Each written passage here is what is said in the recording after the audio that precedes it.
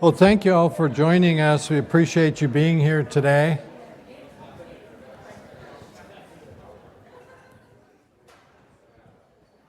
We do appreciate your time.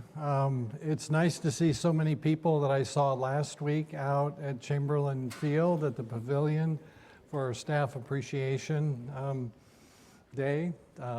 This morning when I was coming in to work, I was thinking, oh, it should be like last week. Well, it's almost like that by this afternoon. The rain's gone and it's looking pretty nice, and it's cool. So today we're going to do, we do a annual budget presentation to talk about a long process that's involved the entire campus, many people, and it is based on the state budget that was just passed by the General Assembly. And so I want to thank the entire campus for all the work everybody has done, particularly finance operations and our budget people, Chris Sherbison, Allison Evans, and the support that they've had, and I know from every unit. So thank you to them. Before I introduce Vice Chancellor Forrest to come up, I do want to say the state budget that passed last Thursday is great news for UTC. On the capital side, to have our nursing building funded, Brock Hall renovations over $10 million, 540 Macaulay, about $38.5 million. This is really good news for us, $110 million in state funding for capital projects. So that's going to help. Affordability for college education with the increase in the Hope Scholarship from $3,500 for freshmen and sophomores to $4,500. And for juniors and seniors from $4,500 to $5,700 is going to make a college education more affordable. Also, this coming fall, the UT Promise, which is a last dollar scholarship for students with effective family income of underneath a certain income. It has been $50,000, it's moving to $60,000. So students from a family with under $60,000, whatever the Hope Scholarship is, we give a last dollar scholarship. Each campus of the University of Tennessee system funds that themselves, and that's something that we've been very fortunate to be able to do to help make a college education more affordable. In addition, the funding formula is funded this year, so that really helps UTC keep costs down. Inflation, as you all know, if you go to the grocery store, inflation is real and something we're all dealing with. So there are certainly increased costs. We are doing everything we can to operate efficiently. We had looked at a tuition increase. The governor asked that we not have a tuition increase given that the formula is being funded, and so we will have no tuition increase this year. And a lot of the details on this will be covered by Vice Chancellor Forrest, but I want to thank Governor Lee and the members of the General Assembly for their care for higher education, looking out for us and what we do, and particularly with the nursing building. Senator Bo Watson worked with us, served as a sounding board, helped us figure out how to present this project. Randy Boyd, the president of the UT system, was really involved. We settled on increasing our enrollment about 60% for our nursing class, and so that will help us graduate more nurses, but it was part of creating a case that we could defend why invest in UTC and in our nursing program. And this will be a transformative facility reflective of the quality of the program that we have. And Chris Smith is back here, and we can all be proud with the achievements of her students. They're passing state boards, 100% rate. The faculty are clearly working really hard and doing an outstanding job. And so we appreciate what you're doing and look forward to being in that building when it's completed in 3 to 4 years. I try not to be too optimistic about that, but we'll get in there absolutely as soon as possible. So state budget was really good, and higher education has support of the General Assembly and our local delegation in particular. So thank you for being here. I'm going to allow Vice Chancellor Forrest to present the details of all of this and what it means for UTC.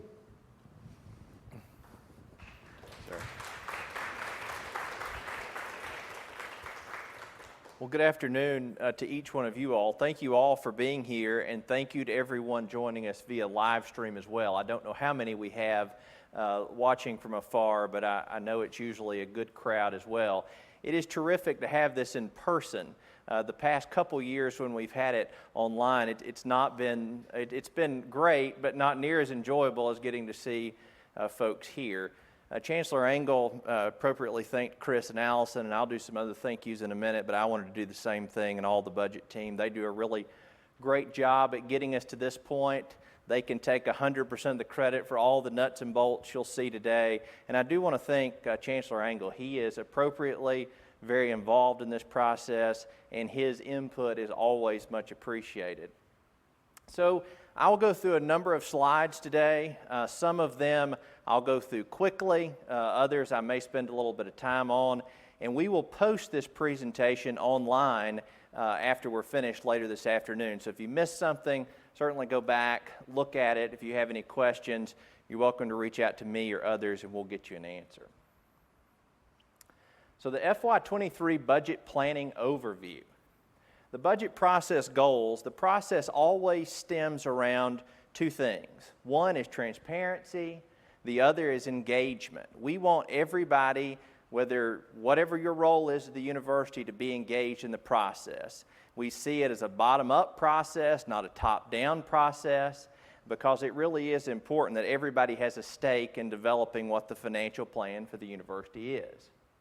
As far as planning variables, there's always different variables we have to react to every year. The first of them being the tuition and fee binding rate by THEC. As the Chancellor mentioned, it's 0%, so not a lot to work with there, but we certainly came out great on the state appropriation side in lieu of the tuition and fee increase. Also, as Chancellor Engel mentioned, the capital component of this budget was historical and unprecedented. So as a campus, we're getting $110 million of new capital money alone next year on top of all the other capital projects we have going on. So a big win there. Stimulus funding, the HERF dollars still remained a factor this fiscal year and will continue to do so a little bit in the next fiscal year as well. The philanthropic efforts, lots of different moving parts related to capital and philanthropy. The foundation team is here. They work closely on making that piece of this come together. And enrollment fluctuations. We know we had a slight enrollment decline this year, a real focus on getting that back up next year. Things are looking good. I know Dr. Freeman's reported on that a number of times, and we're headed in the right direction there. Student retention, you may ask, why would you put student retention in a budget presentation? Well, one, it often equates to dollars, not just on recurring revenue, but also on appropriations as well because of our funding formula. So it's a big part of this. Interest rates, that's something that us financial folks just sit and think about all the time because it really does have a big impact. Right now, we know we're in a rising interest rate environment, which really does have a pretty substantial impact on our capital program. Every 0.25% makes a big difference. And then other system-wide initiatives and projects that go on that we have to respond to in various different ways. As far as what are some challenges, I've already talked about enrollment. That's something we're continuing to monitor, see how it comes out going into the next fiscal year, and we'll react appropriately with various contingency plans. We have put in place, as I said, a contingent budget reduction plan. We all hope we don't have to use that and are not planning to right now, but should we have to react, that plan is in place from just a financial stewardship planning perspective. The 0% tuition and inflation cost. If you may have seen in the Wall Street Journal reported a few days ago, March to March, inflation was up 8%. So that's substantial, and that's an average. I can tell you there's certain commodities we buy here on campus that are up 25 and 30%. So responding to that really is a challenge, but one we're working through and that each of you all are working through as well. Marketing and recruitment. We have a new Vice Chancellor for Marketing and Communication. Cassie, it's great to have you here, and that is an area we'll continue to invest in to get the UTC brand and name out there. Investing in research remains a priority as well. Capital outlay I've already spoken to, and then campus master planning.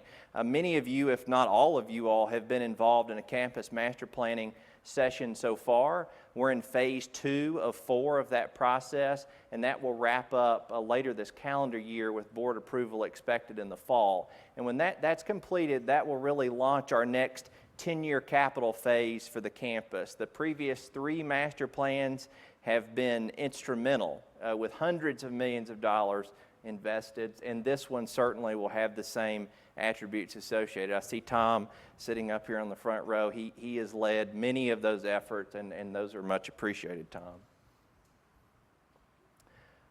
Budget planning and investments. I won't go through all of this because much of it I've touched on, but a couple things I want to mention that will be somewhat unusual this year.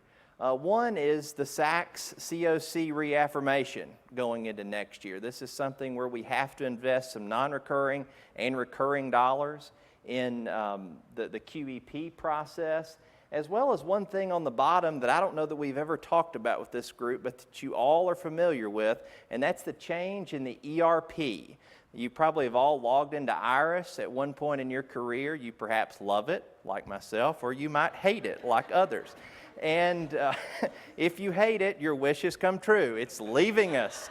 So come mid-July of 2024, give or take, we'll move to a new platform, but that will require investment by our campus, even though there is also going to be a significant investment by the state as well. Just a quick recap on HERF funding, the stimulus dollars passed by the federal government in 3 different phases.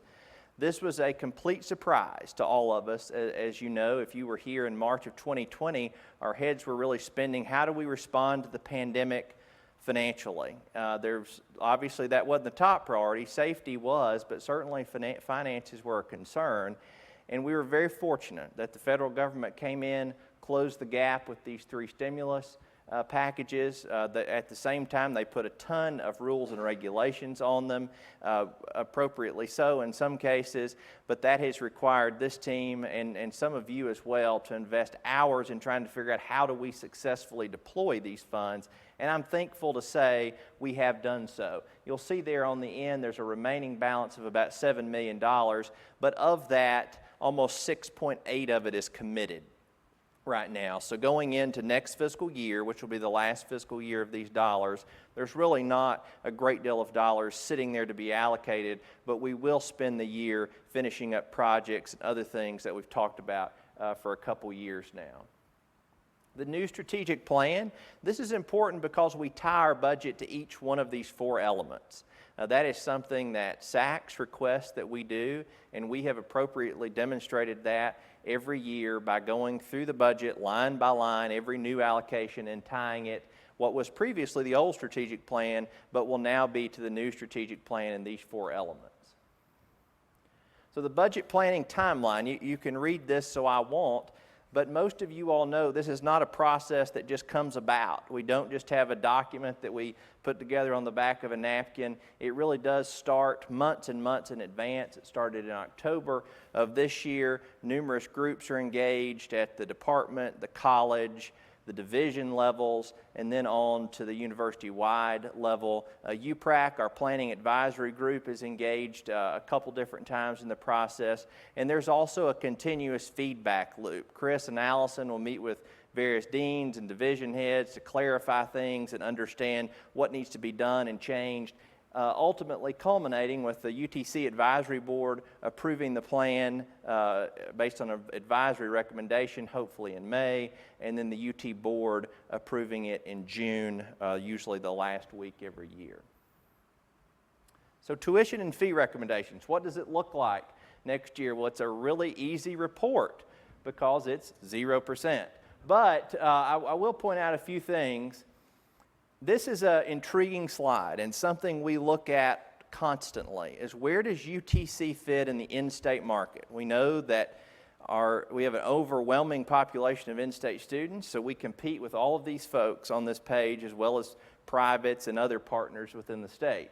You'll see UTC on the public side is in the middle of the pack.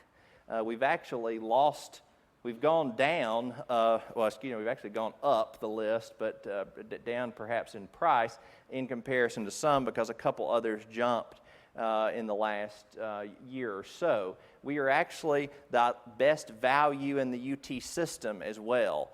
So for those that are debating UT Southern or UTC, you can come to UTC for almost $400 cheaper than you can UT Southern. If you go to UT Knoxville, it'll cost you $13,000 a year. As far as tuition and fees, you'll see what they are by the three categories: in-state, bordering state, and out-of-state, all not increasing. Graduate, same situation, not increasing either. And then the proposed fee changes. Anything that's tuition or mandatory is not increasing. Residence halls are going up 3%. You'll remember that residence halls, parking, meal plans, and all the like are auxiliaries. You cannot use state appropriated or tuition dollars for those units. So they have to go up in order to respond to some of these inflationary issues that we were talking about earlier. 3% will help close that gap to some extent. There's a few increases on lab fees. Those vary. And then parking there at the end, that would go up 3% as well. Meal plans are being restructured entirely based on feedback from students. The most popular plan is actually going down a little bit, and then some of the other plans will go up a little bit, but not exceeding 3%. Mandatory fee changes. I told you there wasn't any movement, but there really is. It's just a 0% impact movement when you look at the dollar amount. We're proposing swapping some dollars from the student activity fee to the debt service fee. It's really great that we're in this building right now sharing this with you because that swap will allow for the last phase of dollars to be put in the debt service fund in order to renovate this facility. So that's a project that's in the queue, but additional bonded recurring dollars were needed to make that happen, and this swap will allow us to do that. So what does the proposed budget look like, unit by unit, for next year? We certainly want to be transparent about this. Looking at proposed revenue, in the aggregate, $13.4 million of new revenue being brought to the table. The last phase of the Soarin' $4 at $2.3 million. State appropriations coming in at $8 million. This is the 12th budget I've helped put together at UTC, and I've never seen it be $8 million. So that is a great win there. You'll see a little bit in lab fees. And then institutional reserves, those are non-recurring dollars that we reallocate to certain one-time priorities every year, which vary from year to year, but those dollars allow us to respond to certain things throughout the year. And then you'll see the auxiliary increases down there at the bottom as well. So what does the total budget pie look like? You'll see there coming in at $229 million. When you add the restricted budget into that, it almost surpasses $300 million. So the campus invests a lot of dollars every year. There's a lot of money that goes into people and operations and ultimately educating students. 56% coming from tuition and fees, and a record 32% from appropriations. I should say record in the last decade, because at one time those two were inverse, tuition and fees and state appropriations, but certainly within the past decade, that is a record. So to get 32% of your budget from the state compared to states like Kentucky or Georgia, that is really, really high. On the expense side, expensing out the same amount as we're bringing in, we do have a balanced budget. 52% of the pie goes to academic affairs, either through instruction or one of the other categories that are specific to the instructional enterprise, which is appropriately so. You'll see the other categories there are divided up into various different ways. I won't go through all of those. For those of you all that are wondering, what's the negative at the top? I've never had a year where I don't get that question. It is a debt service commitment. Debt service is always represented as a transfer, so it's represented as a negative. Looking at it by natural classification, how are we spending dollars between salaries, operating, and benefits? You'll see there salaries 47%, benefits 17%, so right above 60%. They're going toward people. We're a people-driven business. We couldn't do what we do without people, and we know that, operating sitting at about 33%. So the new revenue coming in there, it's really just a pie chart of what I already walked through a second ago, but you'll see the overwhelming majority of new revenue coming in through state appropriations. And then on the expense side, again, just graphically looking at what we've already talked about, but an overwhelming majority going to academic affairs, well, not majority, but an overwhelming amount going to academic affairs. And then I'll explain institutional a little bit because that's where all the compensation pools sit. So that's another substantial investment. Those just aren't broken out yet because we don't know how they'll be broken out until they're allocated in the fall. So unit by unit, where are the dollars going? Academic affairs sitting at $2.7 million. Lecturers for additional roadblock courses, that's what those Soaring 4, $15 and $4 have been successfully used for. Academic advisors and additional tutors for students.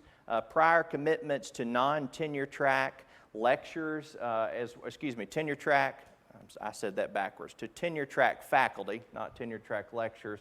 And then also some program growth dollars as well. We've made no secret about, with the new nursing building, the intent is to grow the nursing enrollment by 60%. The building is one component of that, but you have to have faculty to do that as well. So this budget funds phase one of getting that faculty in place in order to accomplish that 60% growth in the next few years. Athletics, $208,000. Primarily non-recurring there for new equipment at the Brenda Lawson Student Strength Center just across the way there. If you haven't been in that building, it is impressive, but they need some new equipment at the same time. So this will allow them to do that and will be a big win. Forgive the pun, Mark, but I hope a big win for athletics. And then Division of Engagement, or diversity and engagement here. You know this is a new division on campus, as new leadership. Stacy, it's great to have you here, as well as some other support positions in that unit. This budget will fund those positions appropriately so moving forward. Enrollment management and student affairs. If you're scratching your head, this is a larger number than what may normally happen, but I want to explain it because I think it's important to understand. In order to accomplish the fee swap that I talked about earlier, we have to invest some dollars in this unit to pull some individuals off the fee to accomplish this. So this is an investment in that unit in order to move this project forward in this building. There's also an investment in health services, counseling, the mentor program, as well as the summer bridge program. That is a program that I know Dr. Freeman could speak about better than anybody, but has been incredibly successful at onboarding students over the summer prior to prior to enrolling in the fall at UTC. And this will permanently fund that program as well. Finance and administration, a non-recurring $215,000. One of the things I hear the most from building occupants is, why don't you clean my windows and why don't you pressure wash my bricks? Well, because candidly, looking at Tom, we don't have any money for it. But this will get a couple $100,000 on the table to get the buildings on more of a cycle in order to get that accomplished. And we'll continue to hopefully make some more progress in this in the upcoming years, because keeping our campus pristine, which it does look great, definitely helps us attract students as well. Information technology, a non-recurring $150,000 for some data warehousing, consulting there. Vicki Farnsworth and her team are working to stand up a data warehouse, and we need some help doing it, some external expertise, and this will help get us there. Research and graduate school, $311,000. This is permanently funding the remainder of a Deputy Vice Chancellor position, as well as the Center for Urban and Informatics Operation and Building Rent. I know Mina and her group are housed at the Edney Building, so this funds the rent payments due down there, as well as some undergraduate research support, which has been a really popular and successful program on campus.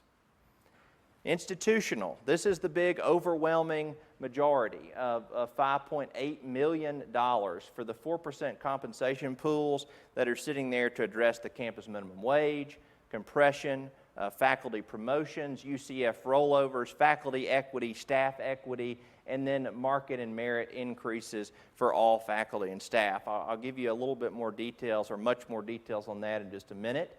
One thing that we love to see from the state every year, because it is a big win for employees, is an increase to offset health premium adjustments.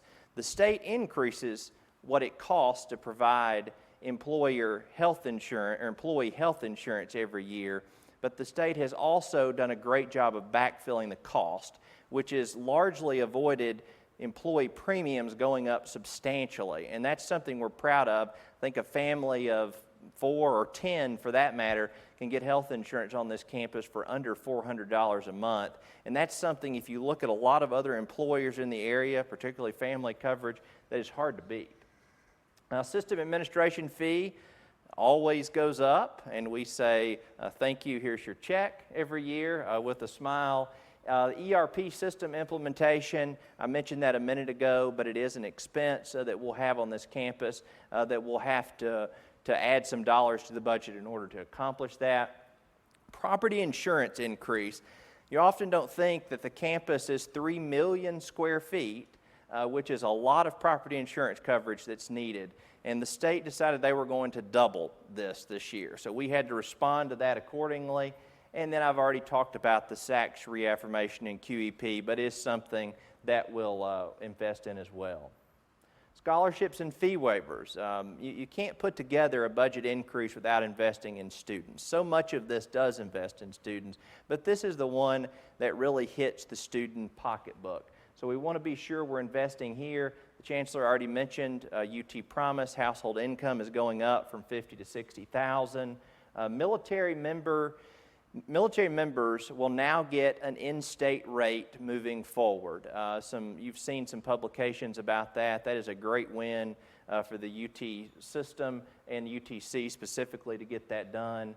Need-based scholarships, grant and aid, and also some music scholarships are included in here as well. You saw the announcement earlier this week that our band was increased over the last several years by 400%. A new director that has worked really hard has made a big difference in that, but also these scholarships have as well. So that's been a great return on investment there for the campus to make. So compensation pools, often what many people come to these for. So I'm happy to report that this is another really strong year in compensation. First and foremost, you'll see there's a 4% pool being allocated from the state, or a requirement for a 4% pool from the state. Of that, though, the state only funds 72%. I say only, but that is a substantial amount. That's one of the highest amounts I've seen them fund. It's usually in the 60 to 65% range, so to go to 72% is a nice addition this year. Salary pool allocation, so where will the dollars go? Many of you all know there has been a real priority on this campus to increase the campus minimum wage over the past couple years. And that priority has been funded, but there's still work to be done, but this is another big step. Last year, in the current fiscal year, we went from $10 an hour minimum wage for regular employees to $11.30 an hour. Next year, assuming this budget is passed by the UT Board in June, we would go to $13 an hour for regular employees. So that is a nice jump toward the goal of $15 an hour, which is still a major campus priority. It also invests dollars in compression. So by going from 1130 to 13, at the same time, you have to address compression because there's a lot of individuals that are making $14 an hour that need to go up as well, and that's just an example. There's other individuals that are impacted as well. So this will fund the compression issues created by that.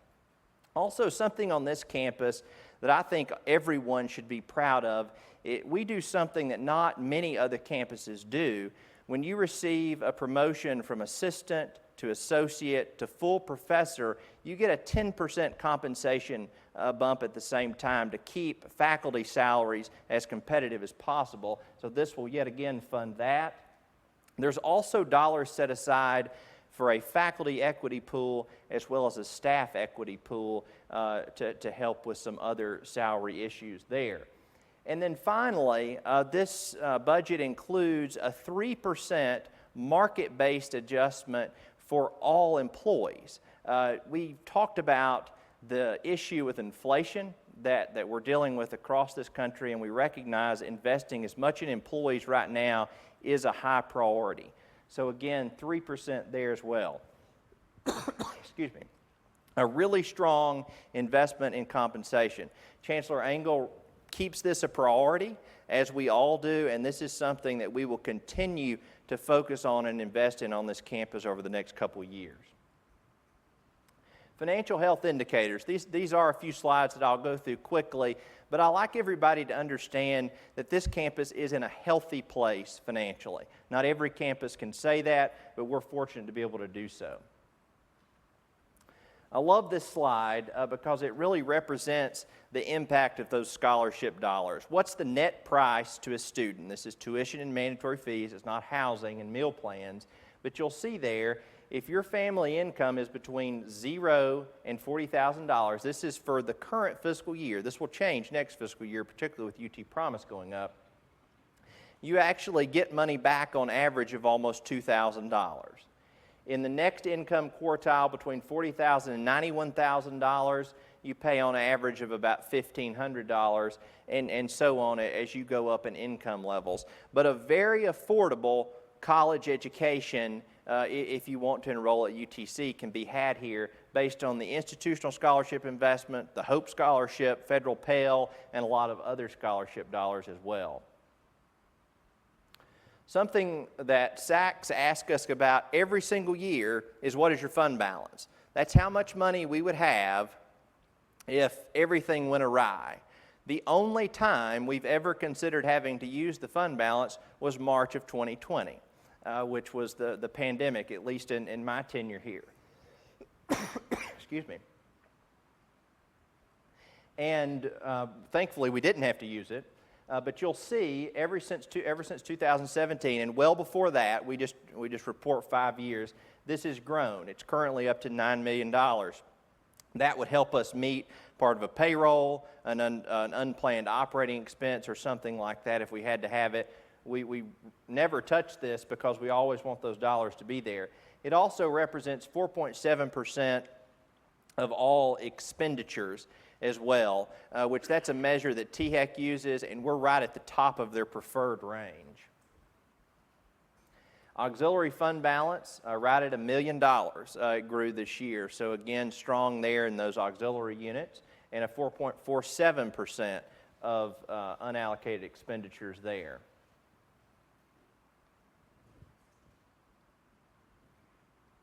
Let's see. Notes and bonds payable. Currently, we have a relatively low debt capacity, or a relatively low debt load on our campus, sitting right at about $100 million. That will increase over the next several years with a number of projects in the queue. The Wofford Center addition, the University Center, the possibility of a new residence hall and a new parking deck. That will swell to well over $200 million. But in order to move the campus forward, sometimes the only thing you can do is borrow dollars. And when I talked earlier about the importance of interest rates, this is why. Because when interest rates go up 0.25%, costs a lot more to borrow the dollars, which is additional dollars we have to come up with from somewhere to move all of these projects forward. I will say, Chris made me put this slide on here, but I commend him for it, because this is another SACS indicator.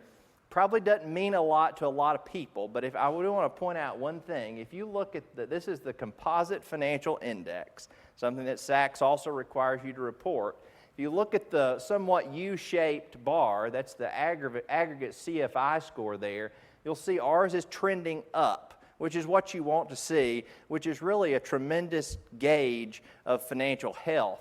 And if you look at what the benchmark of these are, we are well within the acceptable benchmark ranges of these scores as well. So I know it's a confusing chart. Chris, thank you for making me put it up here. And I do, if you ever have questions, you can ask Chris about them, so don't ask me. As far as what has the campus investment been in compensation over the last since FY 2019, and this also includes the proposed compensation investments going into next year as well, you'll see a total of $13 million and some change that has been invested in compensation, and these are just central funds. This doesn't include what a department might do separately on a reclassification or something like that. If you included all those dollars, it would be well beyond $13 million. So there really is a continued focus on investing in compensation on this campus.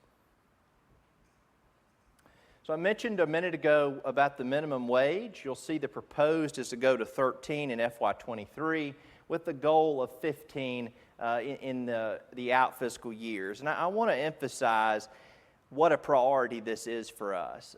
Getting to $15 an hour is something we absolutely plan to do, but it takes resources to get there. And so it will remain a substantial campus priority over the next couple years to get there. Residence hall occupancy rates, this is an indicator we watch, particularly as we look to build a new residence hall. Although down a little bit this year, we expect them to be at some of their highest levels next year. Beer, is that an accurate statement? So that really speaks to the need for a new residence hall and the ability to grow enrollment by having additional beds on campus. We typically wouldn't talk about capital in a budget presentation, but this is one in an operating budget presentation, but this is one where I could not have it in here. As I mentioned to you, almost $110 million in total capital. The appropriations portion of that is almost $105 million alone into the Health Sciences Building, Brock Hall, which is $10 million, and then 540 McCauley, which is a $40 million project. The state was very good to us this year, and I particularly thank Tom and Anthony and the Chancellor and others for their incredible advocacy in making this happen. This project in the middle, that was a last-minute bet on our part, the 540 McCauley. We thought, well, let's try and see what we get. We put a project together quickly, and lo and behold, we got $40 million. I hope the Chancellor does not expect that next year, because I don't expect that to happen. But I'm certainly excited it happened this year. One of our incredible secrets on this campus is really the substantial size of the UC Foundation. Very few, if any, peer campuses of UTC can claim this size foundation. Almost $200 million of endowed assets, and then another $114 million in real estate assets that are reported on in the footnote. That is absolutely incredible when you think about it on a per student basis. It is well beyond all the peer benchmarks. So you'll see there about $195 million in the endowment at the end of February.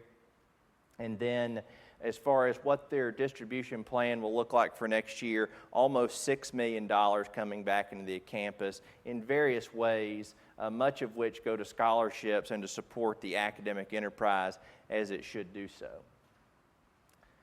I've talked way too much, but before we get to questions, I've already thanked some people, but I wanted to thank others as well. Certainly all the executive leadership team. These are individuals that work diligently throughout various phases of this process.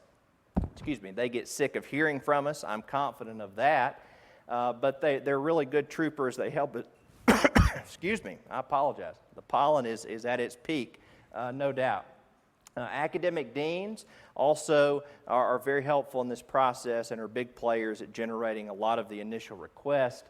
Unit leaders, the same. Department heads. Business managers, they are spread out across the campus and do a great job at not just helping with the budget preparation process, but also the day-to-day management of the campus finances. We couldn't do it without you. And then the Office of Budget and Finance, which I've mentioned as well. So with that, and before I continue to choke, I will turn it over for questions. Thank you.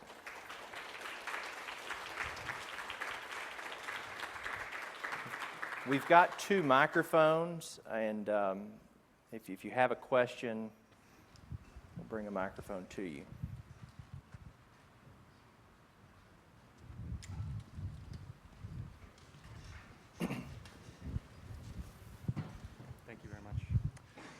Thank you so much, Vice Chancellor, for the presentation.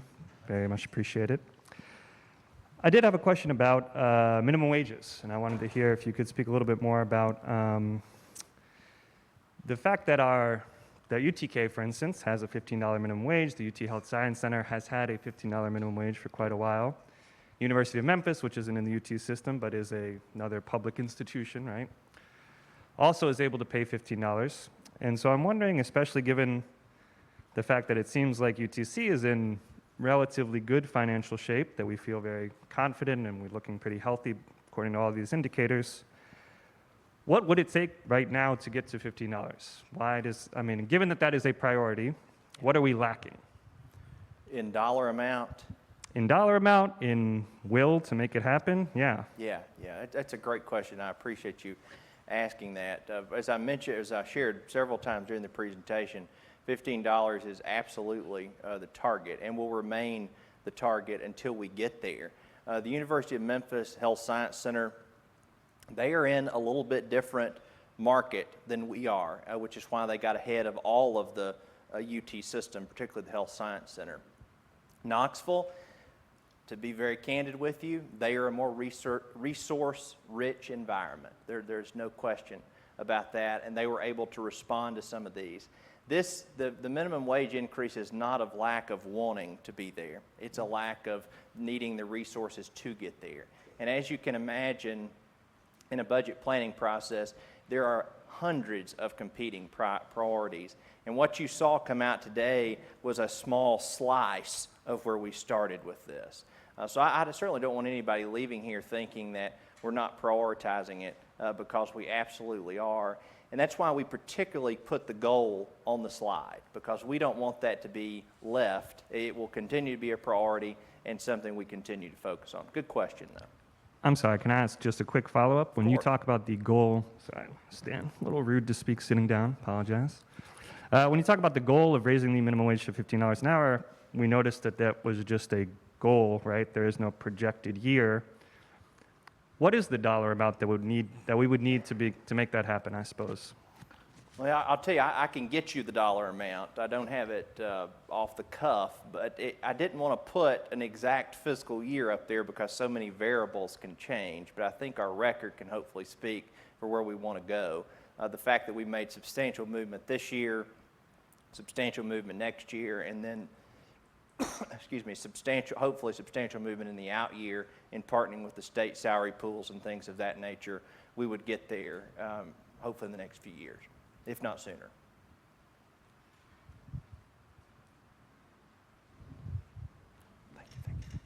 Thank you, Chris. Thank you. Hey, Katie. So I have a question similar about the minimum wage, and if we are going to raise that for student employees and term employees at some point in time. We found it incredibly challenging to hire student employees this year, and then the ones we have are also finding it incredibly challenging to find housing and to pay for they live in the economy as well. So just wondered if that's on your all's radar, or how we work with the federal government with financial aid to increase, because when you talk about getting to 15 and we're at $8 for students, that's almost half, right? So just wondered.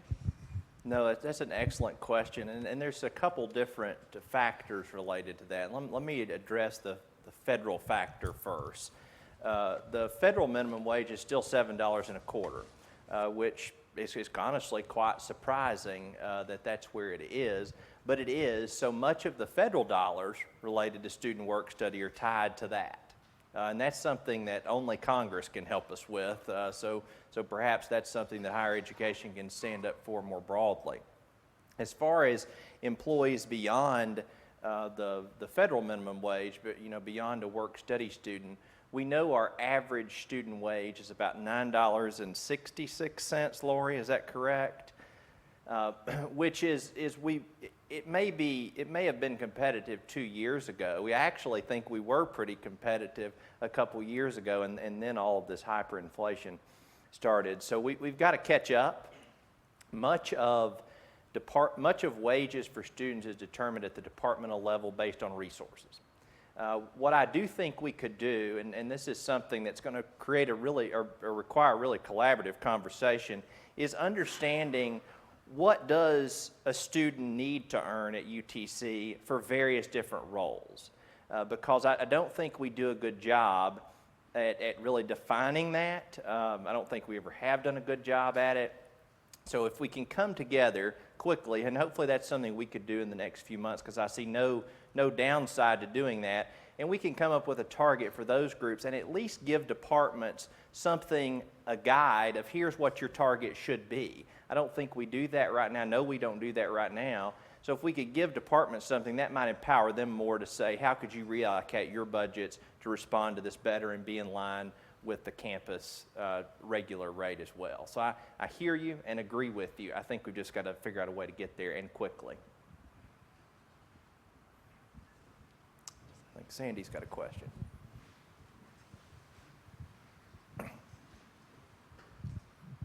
I was just wondering, and if I missed it, I apologize, on the 4% salary pool, is a percentage, like at least maybe the 2% going to be across the board, or none of that is still determined?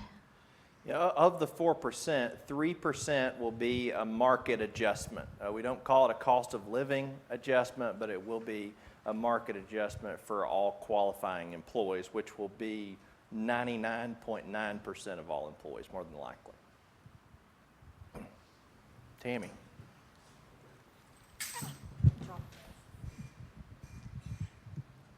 Tyler, what is our plan to increase salaries for new hires, especially diverse populations targeted in our strategic plan to the university, as faculty salaries are not in line with aspirational universities? And then how do we deal with compression among faculty who are already here? Great question, and I'll take a stab at it, but Provost Hale is here as well, and I'll happily let him do so.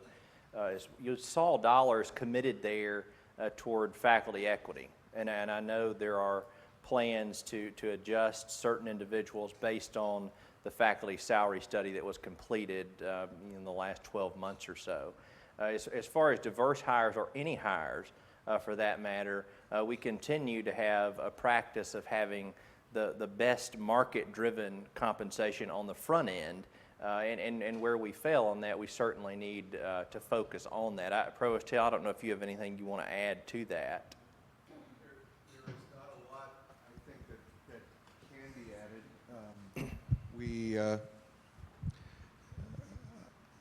I think the information that you provided is quite accurate. We have been also working with the Vice Chancellor for diversity and engagement to also be able to offer competitive salaries to faculty members that we might be recruiting from underrepresented groups, and we'll continue to do that as we are able.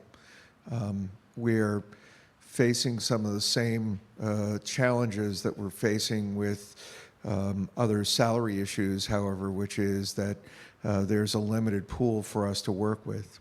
Yeah, thank you, sir. Definitely a priority, Tammy. Thank you. Thank you, Vice Chancellor. My question is kind of a follow-up to, I think, Sandy, is that your name? Sandy's question about the 3% across the board potential raises.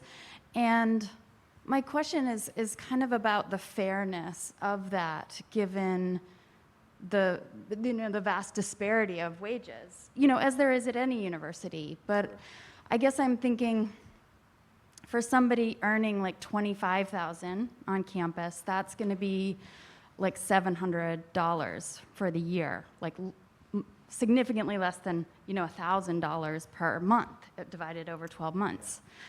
Whereas like the people on the upper echelons of the salary, and I'll just take Chancellor Engel as an example, that would be like $12,000. And I just wonder about the fairness of that, given, the inflation rates that you've been talking about today.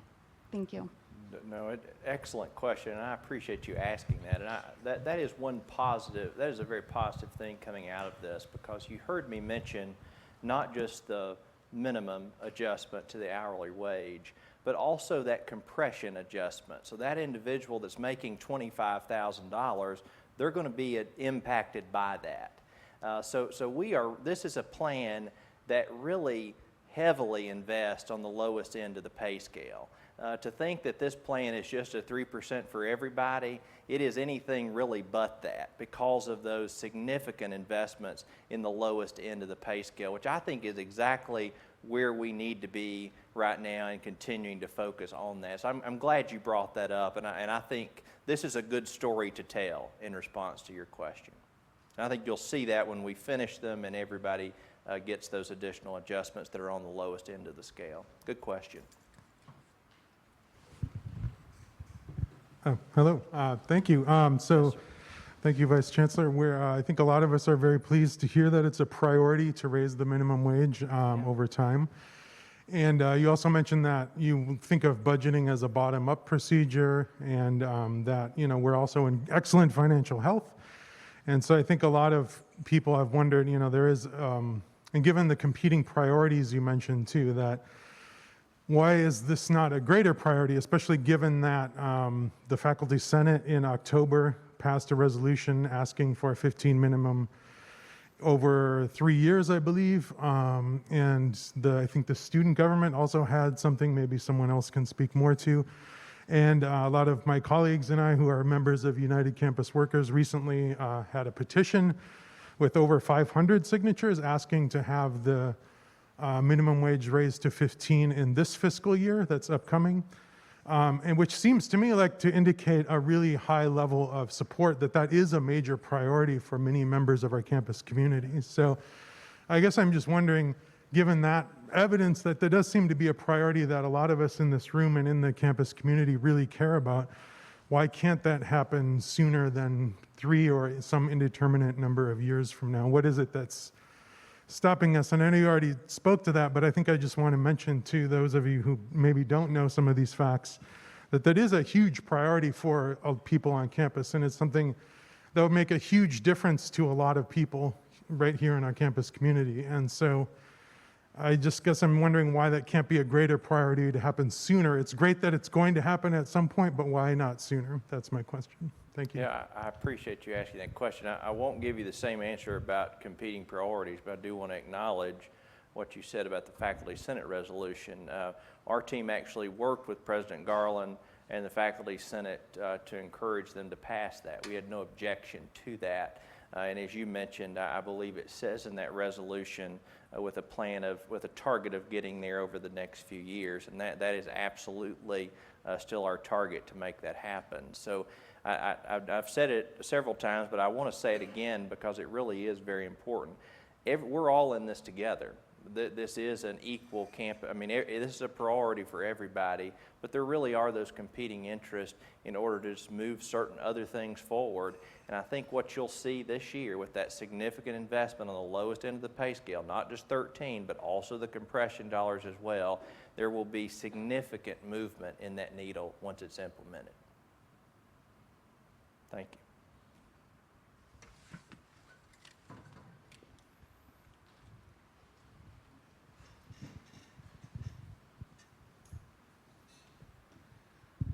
Hi, thank you. As a student, I actually kind of want to echo that we talked about this really large support for this. Frankly, I'm a little confused by some of your language because during your presentation, you made a really big deal about like, hey, we're really financially healthy. We have this big foundation. You really played up how well we are, but then suddenly when we showed real campus demand for higher minimum wage, you're suddenly very conservative and being like, oh, there's competing interests, oh, we don't know. I think that's really confusing. And right now, like for MIT, for say just for one example, there's the living wage calculated from MIT shows them the living minimum wage for Chattanooga to afford housing and food is $14.80. And right now, I mean, I think it's not really showing that your own words were that, you know, we're a people-focused business, but then you're talking about all these huge $1 million expenses for buildings and stuff like that, but then you're not willing to actually make, right now, because as you said, from March to March inflation is 8%, well, that $13 wage is already way less than it was. It's already closer to $12 than it was last year. So it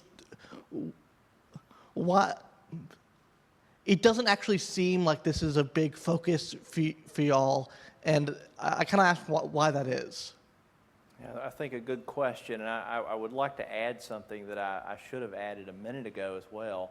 When you look at an individual making $13 an hour, and then you also pair that with the benefit package offered for that employee, in some cases, I can tell you with great confidence that benefit package may be equally as valuable as their entire compensation package. For somebody that's making $13 an hour, let's say they were making, you know, roughly $25,000 a year, and they take employee health insurance coverage for a family, tuition waivers, retirement, they may have another $25,000 stacked on top of that a lot of other employers in our area aren't offering. And the other thing we do, to your point, is we also closely look at the local market. So you'll see things individuals and companies we compete with at $15 an hour, or I should say at that level of the pay scale. We also benchmark ourselves against those.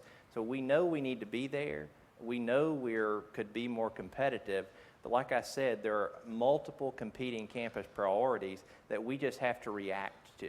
Utility bills go up, things like property insurance go up. It's just things that are the nature of operating the university. So I don't want it to be mistaken what a priority this is. It really is. If it weren't a priority, we wouldn't have been able to make the success we've made.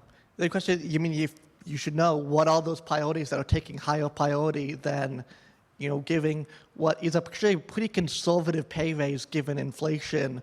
What are those things taking higher priority, especially given all your statements about good financial health, huge foundation?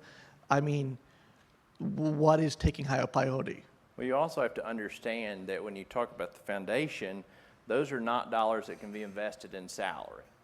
So don't confuse the different type of pools with how we can actually move the needle. Everything that we can invest in salaries in this budget, I can assure you we have done so. There have been multiple things cut, whether it be operating or other positions, in order to get to that point. And I am confident that the leadership of this university will continue to do so until we get to the most market-driven rate we can get to. All right, thank you. Thank you.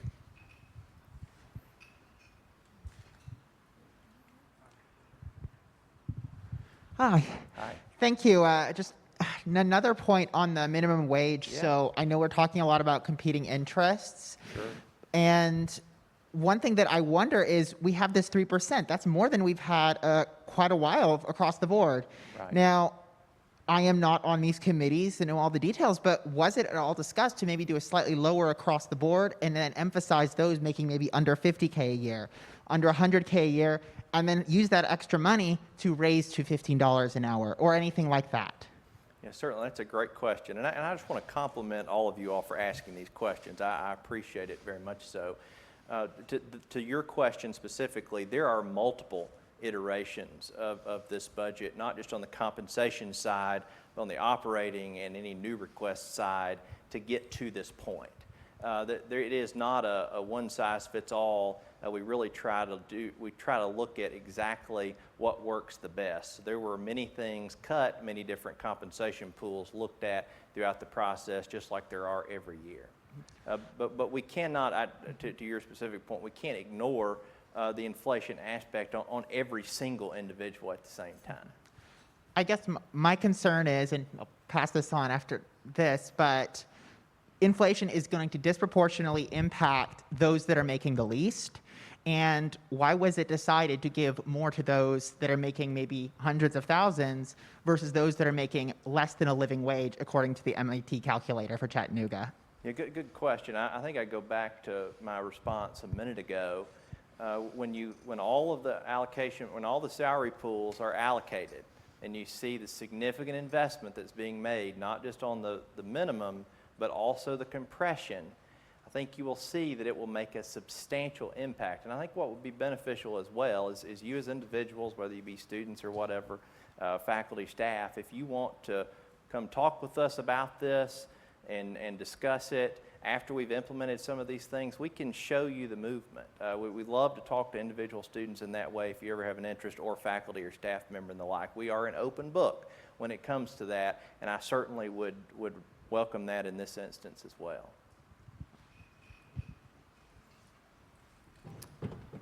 Joanne, okay. Marlon, we'll get to you next. Oh, sorry, did I jump the line? No, Oh, you're sorry. fine. You're fine. Thanks, Vice Chancellor Forrest. As you know, others Just Tyler, don't know. by the way. That's how Tyler, I know all Tyler. of you. Yes, the please. emails are Tyler, yeah. As Tyler knows, I served as the chair of the Budget and Economic Status Committee on the Faculty Senate this year. And I came into this role having served on the committee the prior year, but I was happy to serve as chair. But I quickly learned that there's little institutional knowledge from year to year serving on a committee like that. And so, as you know, multiple times I would ask you these questions like, explain the budget process to us. And I study the federal budget process.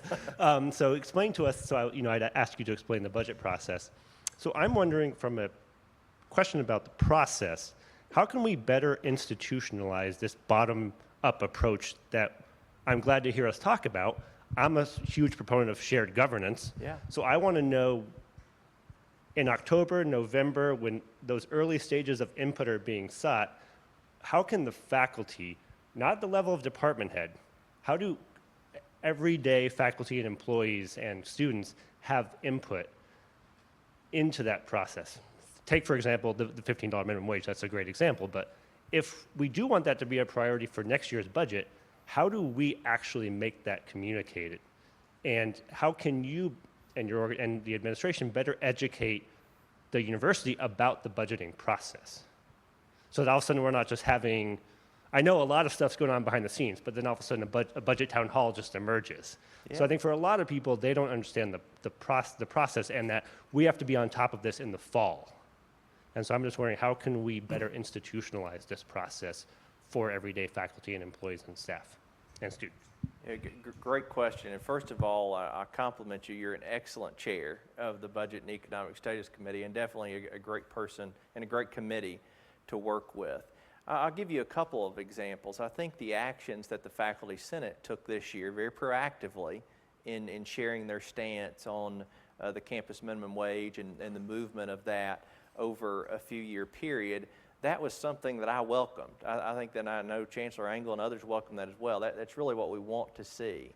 As far as the first part of your question, in getting individuals engaged in October, much of it rests in the individual departments and units to make that happen.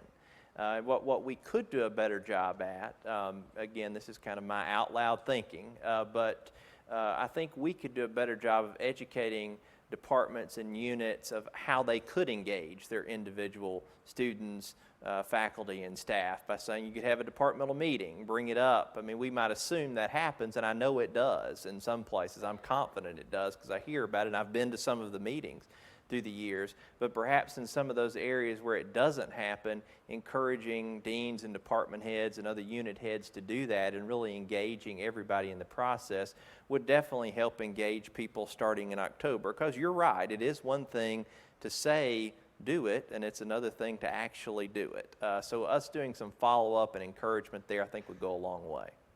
Good question.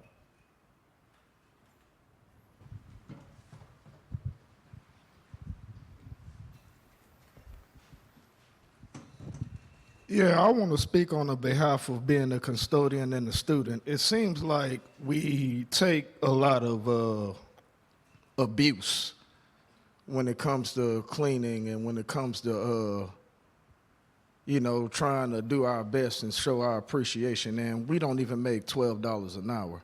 And I know you explained the budgets to Mr. Athan and Mr. Ed Brundy. And but it seems like the only people that's suffering is the low people. I mean, not people from the HR, not the higher up people. I mean, it's people like the custodians. It's people like the groundskeeper. I mean, not only that we get our nose turned up at us, it's like we getting abused financially. And by me working as a custodian and student, I mean, I'm a student. I got to hear this from students. I got to hear this from faculties. I got to hear this from everybody. Why? Because I'm a working student, and I can't go home after I get off. I got to go and try to do my homework, and then I got to listen to everything. And it's almost like, I mean, is this a community, or is this just a clique, or is it? I mean, I don't know. I'm confused. Sometimes I don't feel like this is a community because, I'm just. Now it's getting better, yes, but compared to what I've heard from other workers, I don't know. So, I mean, when it ain't, it's our wages and it's people looking down on us. Yeah, so great. I wonder, how can we fix that? Yeah, great question, Marlon. I will say here in front of everybody, and I would say it even much broadly than this, we absolutely appreciate what you as a custodian, your other custodian colleagues, and groundskeepers do to this campus. You don't have to look far to see how good it looks. And I know you and others really contribute substantially to that. Beyond that, I don't know if there's a lot else I can say on the campus minimum wage. But beyond just emphasizing what a priority it is, we know it impacts every individual on the pay scale, particularly at the lowest end. But I think if everybody will understand that this is a priority that's going to continue to be moved forward, and you will see the results of it in the next year or so, we'll get to where we want to be. But we've got to get there by making some tough decisions and figuring out how to make it happen. But it doesn't at all speak to the fact that as an administration, as me personally, Marlon, I appreciate how much you and your colleagues do, because it makes a big difference in this campus.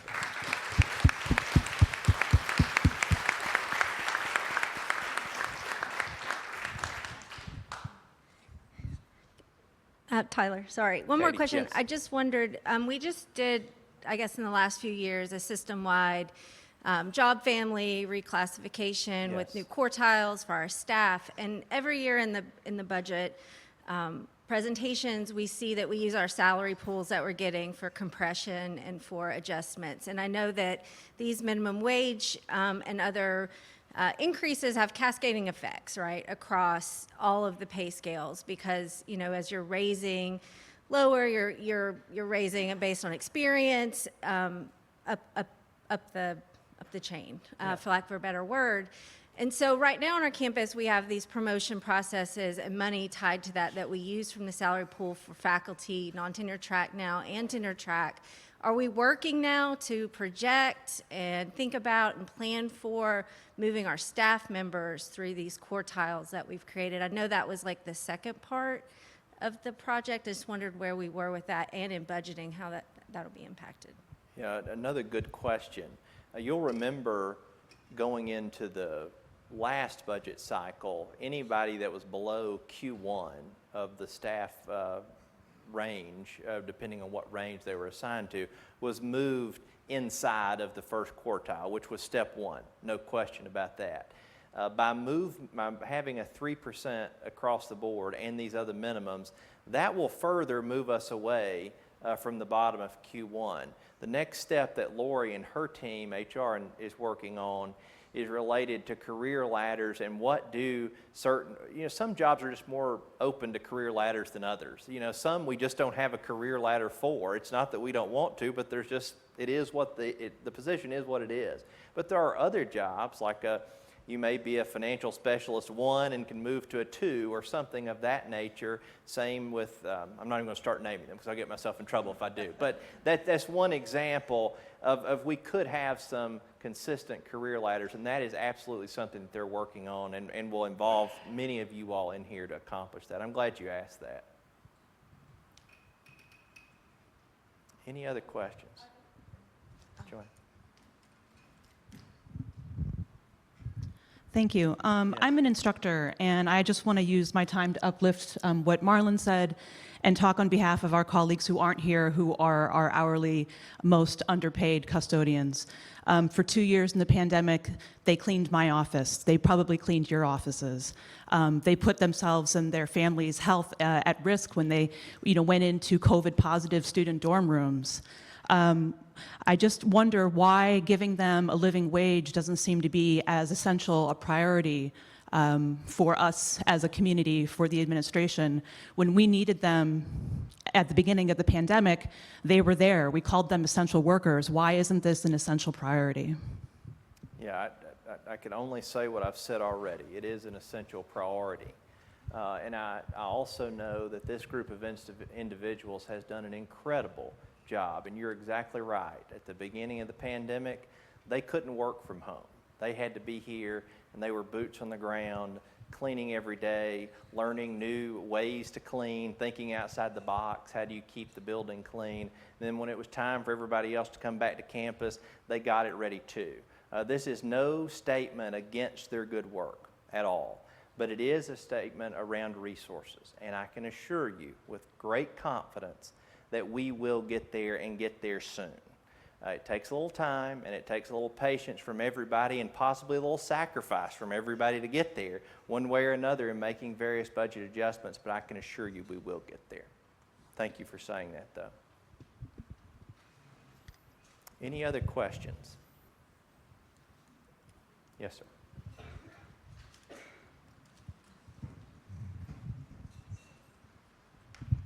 Hi, this is moving to a sub-issue, which is some of our contracts that I've been a little concerned about, which is that we still use contracts with the TRICOL, the prison labor company, of Tennessee Prison Labor Company, for cleaning chemicals, apparel, bedding, and open office furniture. These people are paid as little as 25 to 75 cents an hour. Why are we still using contracts with prison labor companies? I can't speak to that specifically, but if you want to get me that information afterwards, I'll be happy to answer the question. I don't know the terms of that contract offhand. All right, thank you. Yeah, thank you.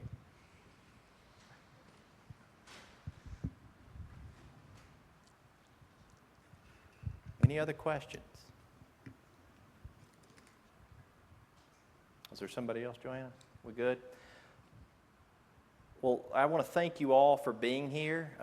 You have been an exceptionally wonderful crowd. I sincerely appreciate the feedback, and I also thank all of you all for everything you do for this campus, because you make it move forward. You make it what it is. So thank you again, and have a great day.